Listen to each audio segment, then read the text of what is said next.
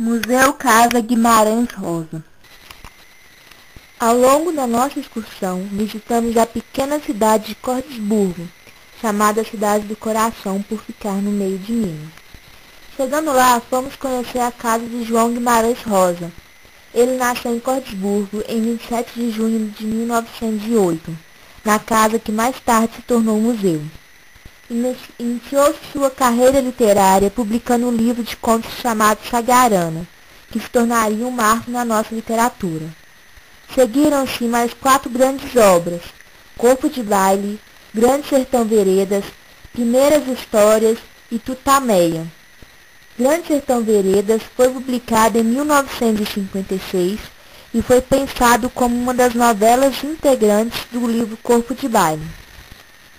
No entanto, o texto cresceu e tornou-se um dos maiores livros da literatura brasileira. Mas a extensa das narrativas do autor apresenta como personagem um jagunço do sertão, que conta ao seu senhor, um homem letrado, durante 3 dias, todas as suas aventuras, amores e conflitos. Com essas obras, que apresentam oralidade, ele levou à tona um romance nacional, com sua linguagem pitoresca, repleta de regionalismos. Nos textos rosianos, os neologismos, brasileirismos e arcaísmos exploram os limites geográficos de Minas Gerais, permitindo que a linguagem ganhe dimensões poéticas filosóficas. Atualmente, essa obra, considerada a principal de Guimarães Rosa, foi traduzida para diversos idiomas, além de ser adaptado para o teatro, cinema e televisão.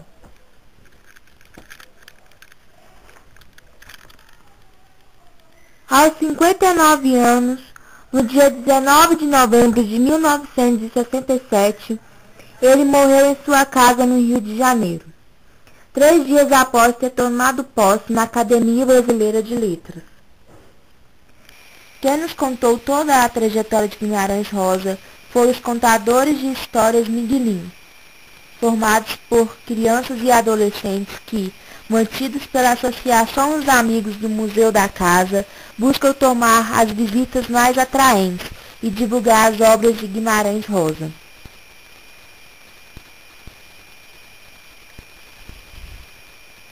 A casa é simples, com detalhes de madeira, janelas retangulares e varanda lateral.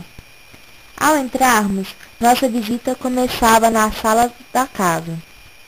Lá, encontravam-se objetos e alguns móveis da época, como estantes, mesas, pratos e jarros, alguns quadros de pintura ou imagens de santos e um sofá antigo. Depois, entrávamos em um corredor, onde havia várias fotos antigas dele e de sua família. Seguíamos para um antigo escritório. Por lá, encontravam-se alguns quadros com dedicatória a Guimarães Rosa, alguns livros, objetos que ele usava como enfeites, como, por exemplo, pequenas estátuas, chaveiros, algumas caixinhas, uma carta e uma máquina de datilografar que ele usava para escrever suas obras. Havia também vários livros, diplomas, certificados e premiações. O painel do fundo do escritório não existia. Ele foi colocado quando a casa virou museu. Nosso guia nos contou sua história. Ele foi médico, diplomata e depois se dedicou a ser um grande escritor, que trabalhava a paisagem do sertão mineiro, da beleza selvagem, dos campos gerais e buritis, das fazendas e da vida simples dos vaqueiros e criadores de gado.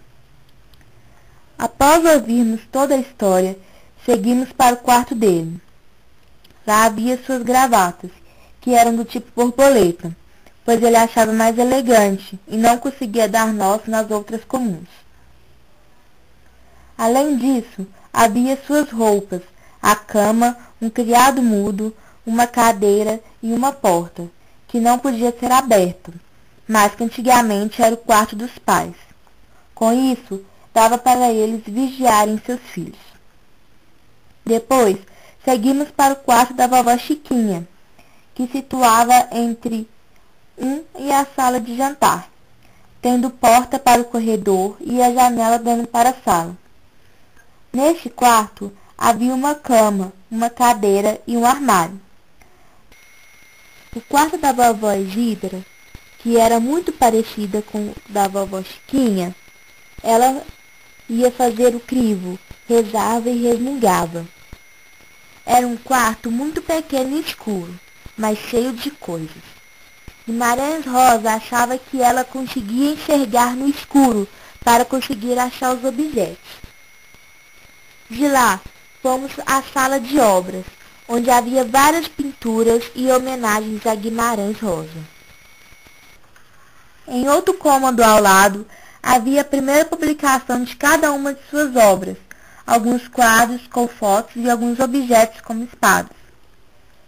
Após isso, fomos para a sala, onde havia uma maquete com pessoas montadas em cavalos.